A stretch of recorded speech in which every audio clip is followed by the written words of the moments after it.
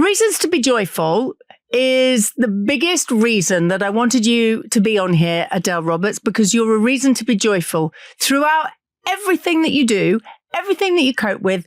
You just spread, look at that smile. You just spread joy. Thank you for saying that. I think it's a conscious choice. It's something that I try and practice daily. And it's because I never used to be like that. And I've found through life that being happy is so much easier. Why suffer twice? That, I've learned that from the Stoics. And yeah, it's something I definitely work at. But anybody who's listening to this and struggles, if you can start to move your way towards the light, your life gets better.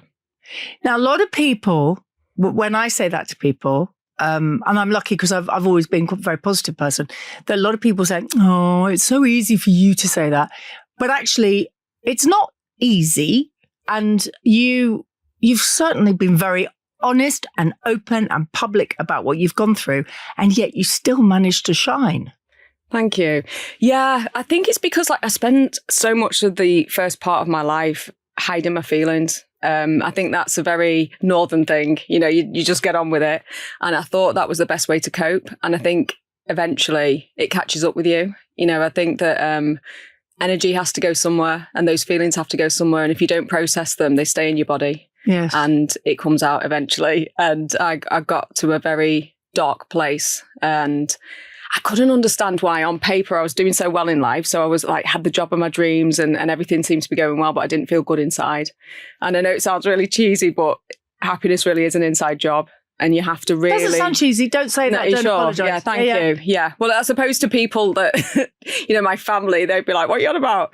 But as I've got older, I've learned that things outside you can't make you happy. It's only you internally that can make you happy. So we're not going to talk about the dark place, but I want to talk about before all of that, because you burst into our lives through reality television, and then you were an absolute staple of radio. And you say you were doing your jobs that you'd always wanted to do. But before that, what were you like? Before you burst, what were you like when you were younger? Yeah, I kind of like to say that I came from the bottom. I still identify with being at the bottom. You're talking about bottoms already. We will be getting to bottoms. Don't you worry. You and bottoms, don't worry. Yeah, there's a big correlation with bottoms in my life. But yeah, came from very humble beginnings, big family, rowdy family. There was always lots of music in our house and lots of laughter. But there was also lots of struggle with that. And I think that's something that I learned very early on, that yes, life isn't fair, but if you don't give up, you always get where you're going. So that was always the message that I got off my mum and dad. That's lovely. They were brilliant. And I think we didn't have much, but we had love. And I know that that's the most important thing as well. If you feel loved, you've always got a chance in life. And they always gave us love. And in terms of other things, we didn't have maybe material things, but those don't necessarily make people happy. Absolutely. You think they're going to, but that car that you've always dreamt of, it will make you happy for a moment. And then you're like, oh, I'm still me. Yeah, I'm still there.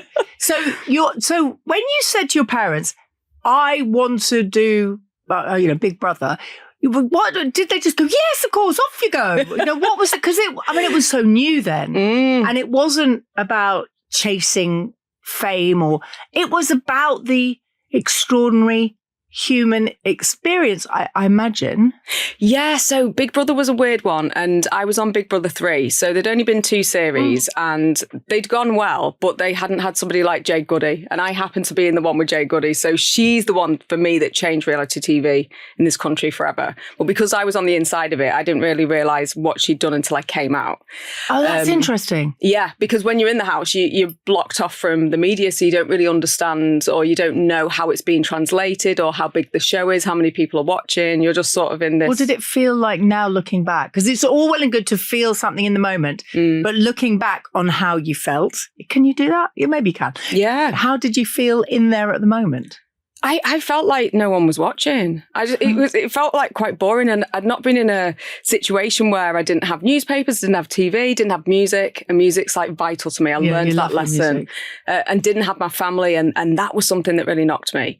And a lot of people don't realise this, but I didn't tell my family I was going on Big Brother. I only told my mum. And my mum didn't understand what it was. So she didn't care. So she was like, okay, have a nice time. And so it was a bit of a shock for all of us. And at that time as well, I wasn't really like out to my family. And when I went on Big Brother, I made this decision just to speak honestly and openly about who I was. And then so I kind of came out to everybody on TV. But there's one way to do it. Yeah. You're going to do it like that. Totally. But I didn't really feel like I was coming out. I just thought, right, just go in there and have fun and just be yourself. Be you. And for the first couple of weeks, that happened. And then after that, it all went a bit skew-whiff. But I think it's because I'd been dealing with a lot of stuff before I went in Big Brother. And essentially, I think I went in Big Brother to cope with the loss of my auntie, who sadly died very suddenly before I applied for the show. And I remember it really knocking me and hurt a lot. But because I didn't really deal with my feelings, I think I ran away to Big Brother to hide in this experience that I thought, oh, that'll just be something for me to do. And that wasn't necessarily the best thing for me to do. But it did change your life. Yeah. I knew that. I knew that. Oh, you did know. Oh, that's interesting. I knew that it would give me a different perspective on life because I hadn't really left up north and I hadn't really been away from where I grew up. So I just knew that it would put me in a different place and it would lead to different things. But it's such a thing to do. Yeah. You were young. This was experimental television. We're all so used to it now. But it was so... I remember watching the very first season and I couldn't believe what I was watching. We were all obsessed, just sitting there thinking, this is fascinating, because we didn't think of the larger picture. None of us did who were watching it. So obviously you going in there, and I remember watching you and Jade, but watching it as an audience member, as a viewer, just it was what everyone was talking about. And it wasn't judged. People weren't, well, in my circle, we weren't going, oh, we don't like this one. Yeah. It was, God, I wonder what it's like to feel that you're being watched. All of those things that we were thinking about. And to me, you were in that part of the world. So I quite like that it changed your life, but you weren't expecting it to be like that. You just went in. Yeah. It wasn't like, because I understand now, maybe people see reality TV as a career choice, and it wasn't that, because the producers were really good. They said, we don't know how successful this show's going to be, so don't expect anything. And so I think mentally they prepared us. Yeah, they prepared us really well. And there was a lot of sort of chats that you'd have and psychoanalysis before you went in. I think there just wasn't much when you came out. So we didn't know how to deal, or at least I didn't know how to deal with the aftermath of the show. So going in, they vetted you, but then they were kind of like, have a nice life. Have a good time. Yeah. And then that's when you're like, oh my God, I don't know how to deal with this. But for me, I just went straight back to Southport and tried to be as normal as possible, because I was a bit overwhelmed by, I wouldn't call it fame, but I was overwhelmed by the attention. And we weren't ready for that attention because we weren't ready for Jade Goody. And Jade just changed everything. She made the show massive. And I was a bit like overwhelmed by that. That is so interesting. You think, I mean, Jade Goody is one of those people that has gone down in fame, celebrity history, if you like. And I mean, obviously her boys, and bless them. But she did change the way that we viewed it, and also what she did after that, and the impact that she had was enormous. Yeah, I feel for her as well, because it must have been, because they didn't show everything obviously that happens. And I remember her saying, I think for a long time she'd wanted to do well in life, and my family are totally nothing to do with sort of like TV or fame. Like they don't really like, I never went to acting classes or anything like that, but a lot of the people in my show did, and they wanted the fame. And I know that Jade wanted the fame, and I know that her mum wanted the fame, but I don't think she was prepared mentally for what actually happened. Yeah, because we'd never seen that before. Bless her. Yeah. Bless her. Oh, my word. So tragic. Yeah. Such a tragic thing that happened. Okay, but this is about you. So you left Big Brother, you went back to home. You just went, hey, look what happened on telly. And then it seemed it rolled. For all of us watching it, for me, you were then radio. Thank you. You went, I think of you, Big Brother. And then that was just what, it's like, she was on Big Brother. Oh no, she's a radio presenter. I don't think of you as a reality star, which when I did all my research and everything, and I know we're lucky enough to have met each other a few times, but when I did my research, I thought, I don't think of you as a reality star. You don't see yourself like that, do you? You think of yourself as a broadcaster. Yeah, I knew that was something as well. So after Big Brother, you're very lucky and you get people that want to represent you that were agents. And I was like, I don't even know what an agent is. And then I'd speak to these people and they'd be like, you can go to this university, turn up, have a fee, be there with like the Chuckle Brothers and get paid thousands of pounds. And I was just totally like, no, I can't do that. I know a lot of people did, but I just felt really like I didn't understand, and especially seeing how my dad worked really hard when I was growing up. He was like a builder and he grafted all the time. I couldn't reconcile almost like just appearing somewhere for lots of money without doing anything. So I was like, I'll go to places, but I want to DJ for it. I don't want to just turn up and just be that girl off Big Brother. So you wanted to work. Yeah. I get you. And I wanted to learn radio. Yeah. I wanted to do it fair and square. And you didn't want to open a local garage. Yeah. And my dad was totally like, you're an idiot. He was like, you should just take the money. But I just couldn't do that, and I knew as well that like, that doesn't last forever. That's just like a flash in the pan. So you're just going to kind of like, in a year's time, when the new Big Brother people come out, no one's going to care anyway. So I used it as an opportunity to learn about something that I was passionate about, which is radio and music. And I'm very happy I did it the way I did. But people didn't really understand it at the time because they were kind of like, you could be doing all this in London, but you've come back to Southport and you're on your local radio station and you're learning how to like be a DJ, what you're doing, and not getting paid much money really. But I get it. That was in my heart. I just knew that was, for me, that was the right thing to do. And then it moved on. And and I know you did all hits, but then you were at the BBC and your face when you talk about the BBC, I just said the BBC then, and your smile. Yeah. It's a special place. It was like the Emerald City. So this is something that I want to really get across as well to people. Never be afraid of failure. I failed so many times in my life and I kept getting no's from the BBC. It took me over 10 years to get a yes from the BBC. And I just kept sending them demos and they were like, you're not good enough. But I never took it as a hard no. I just took it as a not now and keep working hard and you'll get there in the end. And then I did. So to me, to be able to get into Broadcasting House and to get my BBC pass, which I've still got to this day, was just the most amazing moment for me. And that's when I felt like I'd done something good. I hear you. Yeah. It's all I wanted to do when I was 3. So all the letters that you get. I found a letter the other day that was... I know this isn't about me, but I was 8 years old and I wrote to the producer of Blue Peter and I said, please, can I present Blue Peter? And I got a reply. Really? Saying maybe when you finish school, why don't? So I did. I kept writing to them. That's incredible. Wow. But it's the same thing. Yeah. And then you get your BBC pass or whatever it is, whatever your dream is. I mean, I always say don't give up on your dreams. And I feel that should be a mantra for you as well. Never give up. Never give up on your dreams. Absolutely. And it's never too late to change. So in terms of the running that I do now, how many medals? How many medals? Yes. Well, go on. Yeah. I didn't start running until I was 37. I was, until recently, very different, very overweight, couldn't run. So please, if you're listening to this and you want to change your life, it is never too late. But you've done that a few times.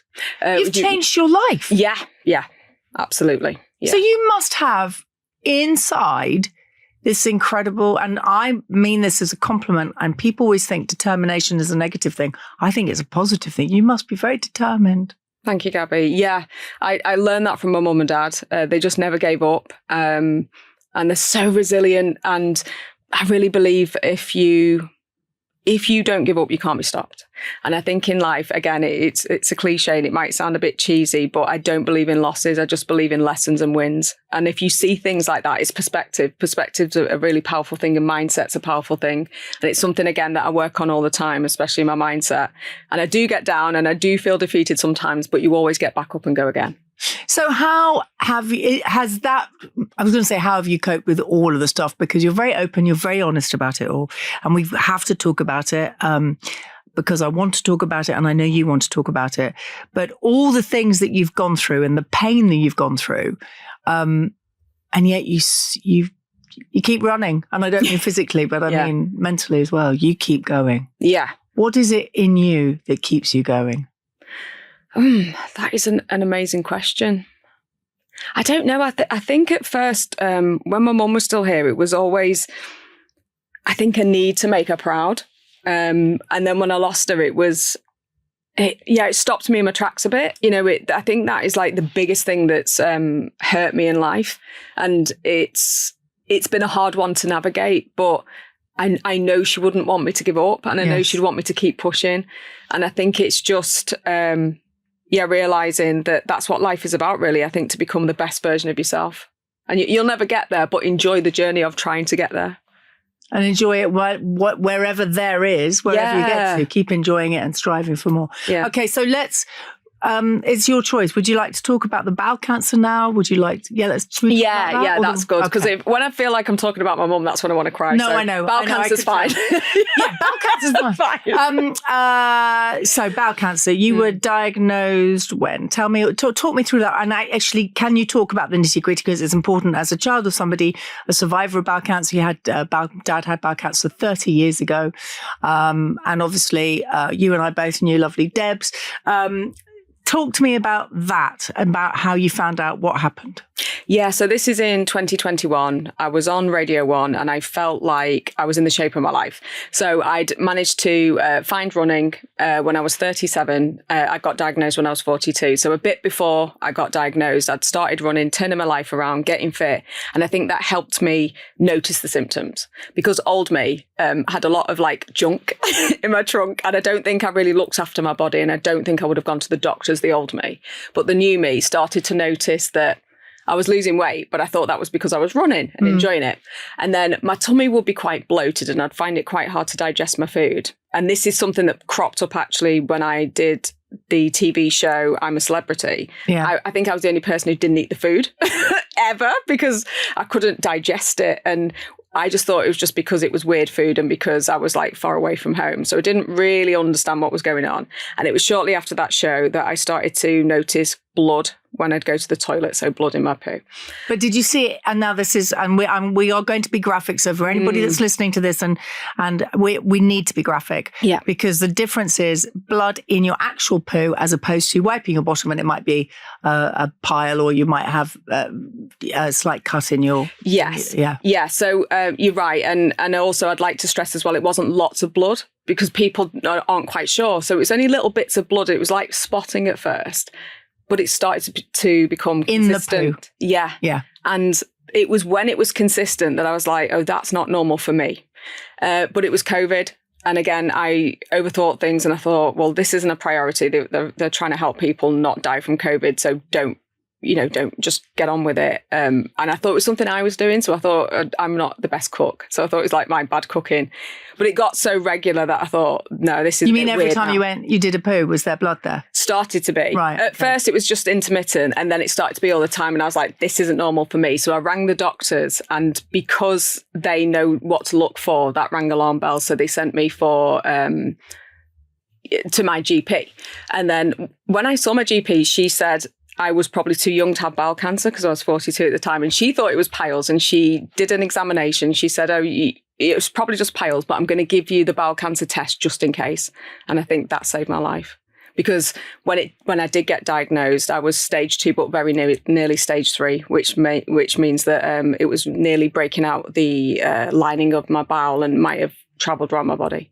So thank God she did that. And those poo tests, people are scared when they come, but please do them. Yeah. Just do them. Yeah. I went on a Loose Women once, and I think it was Janet Street Porter told me that she had the test and she carried it around in her bag for like months, filled. She kept forgetting to send it off, but she said she sent it off in the end. But she forgot. So do them and send them off, because the way I see it now is symptoms. I used to be scared of symptoms. I used to think, oh God, I don't want to find a lump in my breast, or I don't want to know.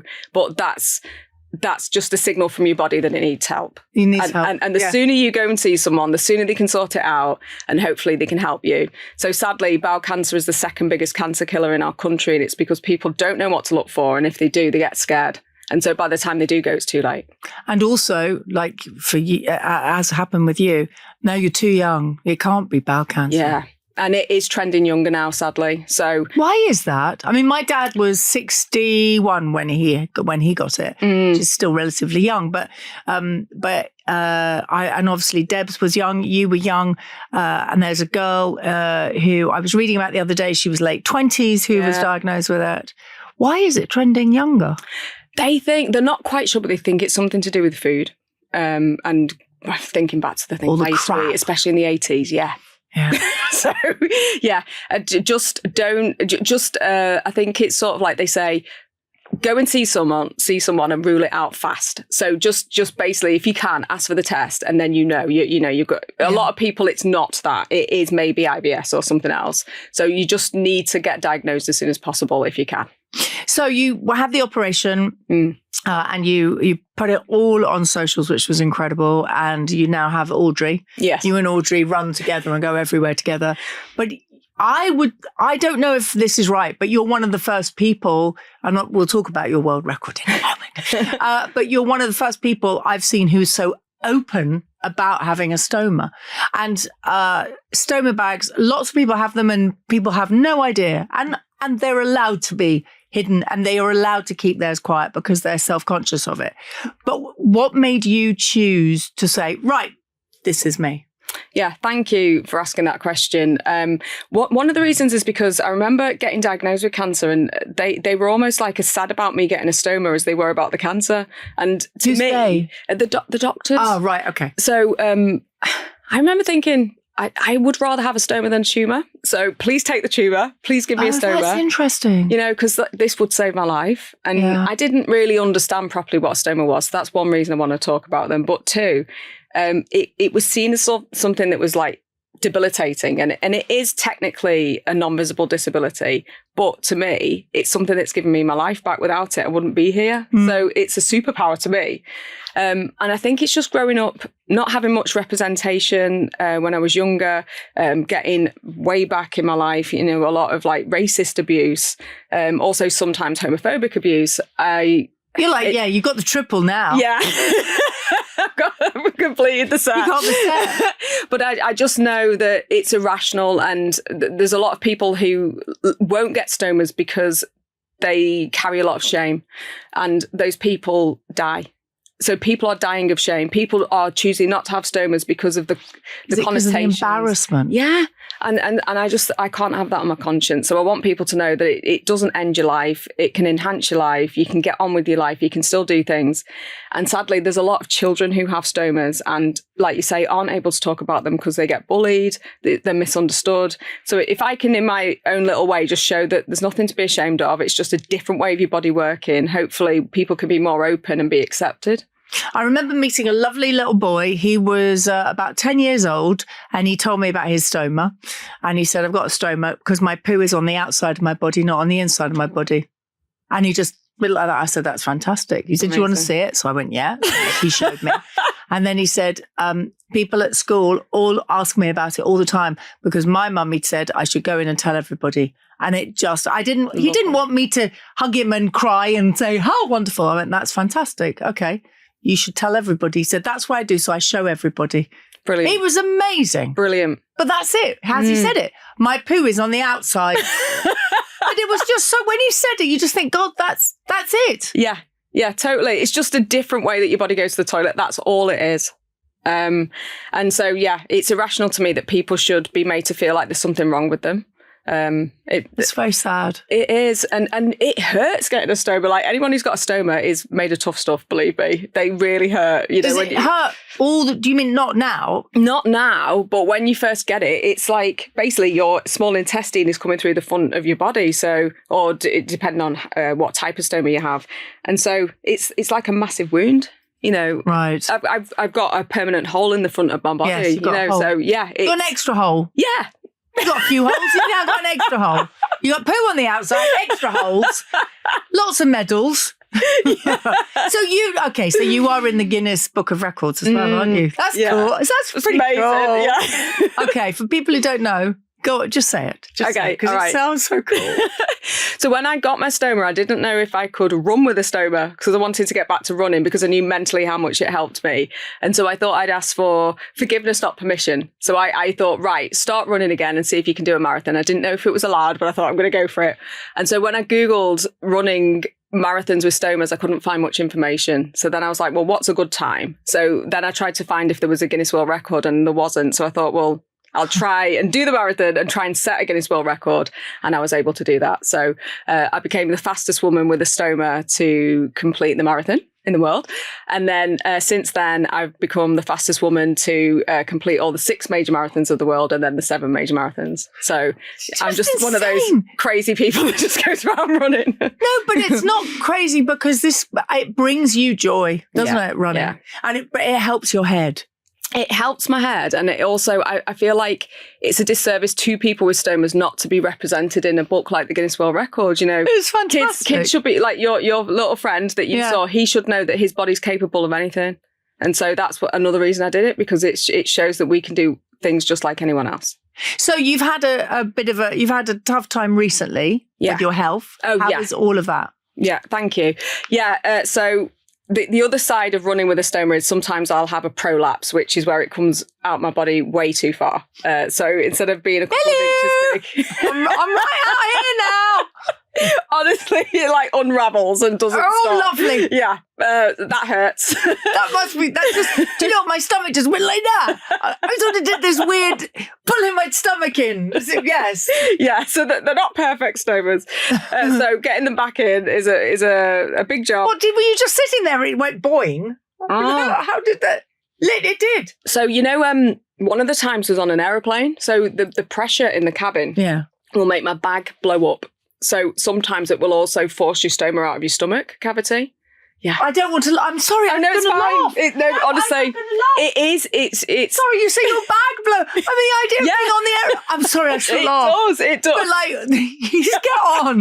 You sit there on the aeroplane and somebody goes, "Oh, what's that?" Yeah. Oh, don't worry. Don't stand too close. You never know what might explode. Has it ever exploded? It's not exploded, but it's come off. Okay. So it hasn't gone. it doesn't explode, but it does fill up with air because it's of course, it's aeroplane. You're in the aeroplane. Mm. Oh my goodness! Yeah. Have you done a children's book? I know you've got your book out. I'd love to do a children's book. You need to do a children's book about exploding poo. Yes. Get on an aeroplane and it explodes everywhere. Kids love a bit of poo. You need to, actually, all jokes aside, you need to do a children's book. I was thinking that when I was looking through your book, and I thought, because it's so important to young kids who have this, that you need to do a kids book, but also just, I hate the word. I'm going to use the word, but I don't mean lies, but normalise everything. Because otherwise, you know, their pet would be parents saying, don't say the word. I remember when Dad had bowel cancer, he said to me, I want to talk about it publicly. And Dad had been a broadcaster at the BBC. And so we did some interviews. And I remember, so this is, like I said, 30 years ago. And the interviewer for this TV show said, can you talk about it, you two, but don't mention poo, don't mention bottom, don't mention bum. And my dad said, no, I can't not mention poo. He said, and my dad just went, would you prefer me to say shit? And the guy just went, no, but you can't mention poo. I said, but it's bowel cancer. I have to talk about poo. Yeah. And that was, so it's come on quite a lot in 30 years. Well, I really truly believe that the work that people like your dad has done and people like Dame Deborah's done helped save my life. Because it then meant that my GP was more aware of things and knew to send me for the test. Because like you say, Deborah was 35 and she kept getting fobbed off. Yes. She kept getting told that it wasn't bowel cancer. And sadly, by the time hers got diagnosed, it was too late. And it wasn't her fault. She kept saying, I know there's something wrong.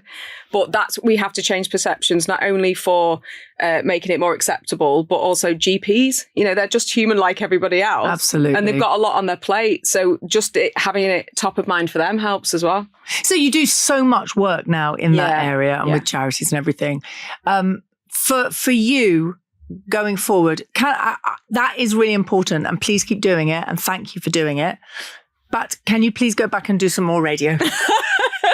Yeah, I'd love to. I took a bit of time out of radio after I lost my mum. Yeah, I mean, we're not going to talk too much about that. Mum died 30 years ago, but it's not. It's like people to go, oh, you know what? You'll get better. You don't get better. It just gets easier. Yeah. That's all I can say to you. It gets easier. Yeah, and I feel like, and you know this, and I know this from listening to you. You need to mean it with radio. You know, your audience can feel if you're being genuine and serious. And I think that mentally I wasn't fully there. And so I would never have the privilege of being on radio and not giving my all to a show. So I think that I can do that now. Yes! What show would you... Okay, magic wand. What show would you like? I know this sounds like really maybe weird, but I've always wanted to do a disco show, you know. Why is that weird? Well, I don't know. I don't know. That's not weird. Is it not? Is that okay? Yeah. I've pitched it to the BBC a few times, but I don't know if there's like a space for a disco show. I know Michelle Visage has a disco style show on radio too, but yeah, I feel like I'd like to go back to specialist radio because that's how I started. I started with a dance and R&B show, and I love music. So I'd like to do a show to do with music and just share music with people because it just makes me insanely happy. What's the music what's your go-to that you put on and you just go, yes, you and Kate?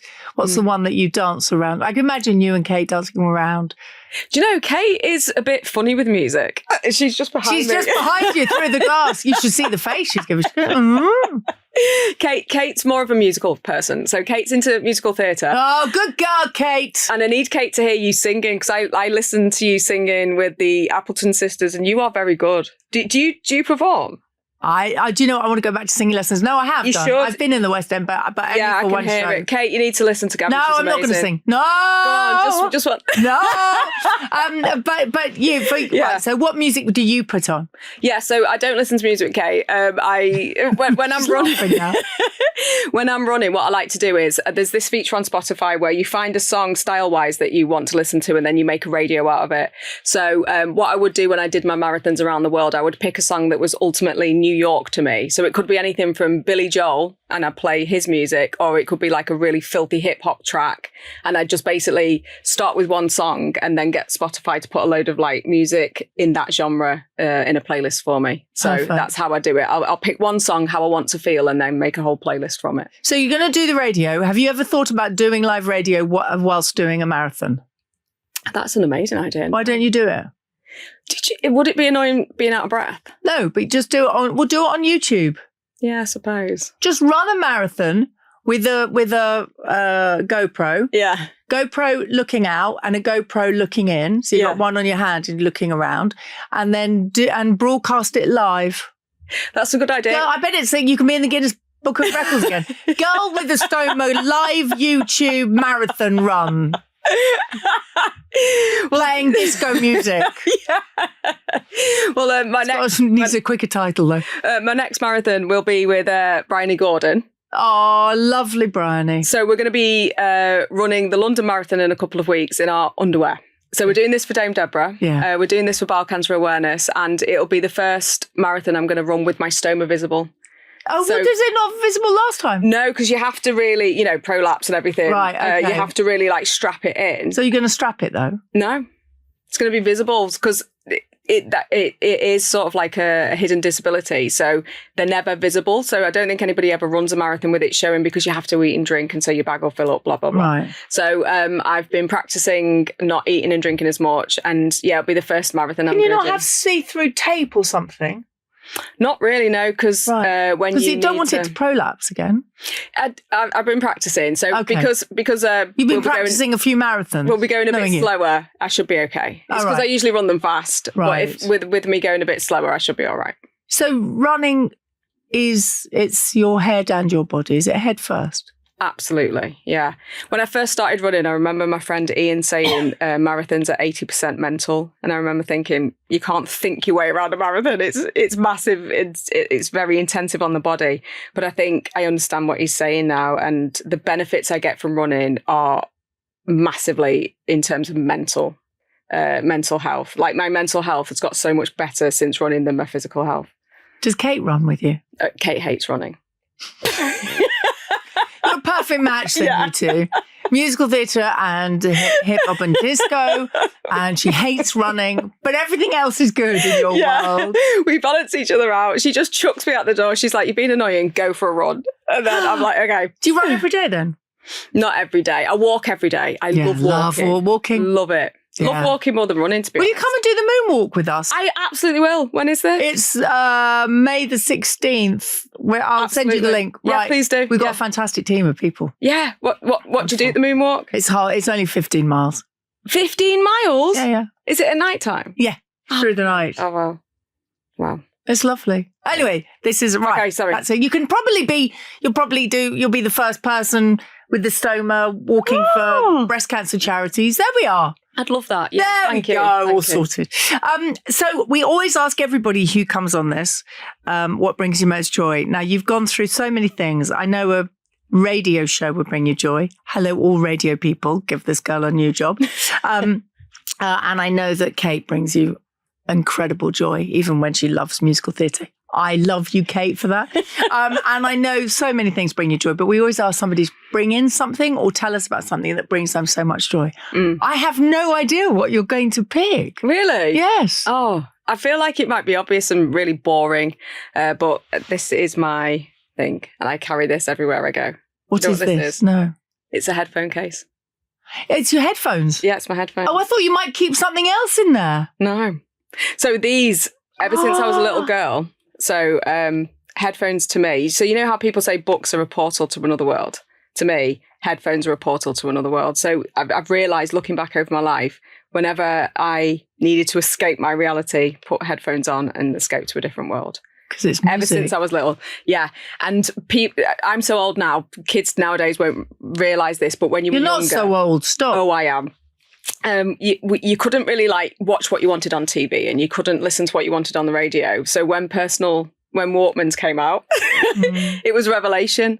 And so I was in control of the music for the first time. And ever since then, I think headphones have been the thing that have pretty much saved me. You know, before I found running, it was music. So, that's incredible. Yeah. And that's also really, I love that everybody that comes in and shares what brings them most joy. Without a doubt, they're really simple, heartfelt things. And music has been your escape, your reality, your life, and your love. Yeah. Bye, Kate. Sorry, you come. I thought she brought you along. You brought you along because you brought her most joy. Don't worry, you do really. Adele, we've been trying to get this done for so long. I'm so delighted that you came in. You properly are a joy. I just want everything for you that you wish for and more, and never, ever, ever give up on your dreams. You promise me you won't give up on them. Thank you, Gaby. I won't. I just want to tell you one thing before I go as well. So you were the first person I was ever on TV with. So you might not remember that. You won't remember this. So years ago, The Big Breakfast came to my house. So you know when you used to send Keith Chegwin out? Yeah. He came to our house. And what? Yeah, I know. You've never told me this before. No. Well, this is why I was a bit intimidated by you, because you're Gaby. Oh, don't So he came to our house, and me and my mum had to. This sounds really random. I don't know why we had to do this. We had to dance in our street dressed as ballerinas. And at the time, you used to give away holidays all the time, and we got a cup. Have you got the footage of it? No, I don't have the footage because we probably couldn't afford a VHS. But yeah, it's years and years and years ago. I think I was about 13. Would you know if you could try? I could try and find somebody to find if there's any. Oh, I don't know if we should dig it back up, but yeah, you're the first person that I ever It blew my mind, and everybody at school was like, "Oh my God, you were on The Big Breakfast this morning." So Keith Chegwin did Down Your Doorstep. Yeah. Where are you, Keith? Was it with Chris as well? Yeah. With Evans? Because you've been on his show. Yeah, I didn't tell him. Oh my word! We've got to get Chris. I'm going to call him, the three of us speaking. That's just insane. Isn't that amazing? And all these years later. And so I think this is another reason why, I've just been incredibly nervous about, talking to you properly because of that, you know. I hope we didn't traumatise you. No. Dressing as a ballet dancer in the street and dancing. But you know what? That's what life is about. And I think, I really do believe that there needs to be more moments like Debs did. just dancing in the street. Yeah. And running marathons with their stomas out and writing children's books. Yeah. And look what you started, Gaby. Yeah. Oh, you're fantastic. Adele Roberts, thank you so much. Thank you. Thank you.